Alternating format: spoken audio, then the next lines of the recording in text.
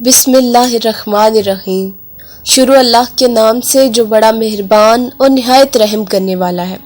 ناظرین محترم، آج کی اس ویڈیو میں ہم آپ کو حضرت عمر فاروق رضی اللہ عنہ کے اقوال زرعی اور ارشادات عالیہ سے 10 اقوال زرعی اور ارشادات عالیہ بتائیں گے۔ ظالموں کو معاف کرنا مظلوموں پر ظلم کرنا ہے۔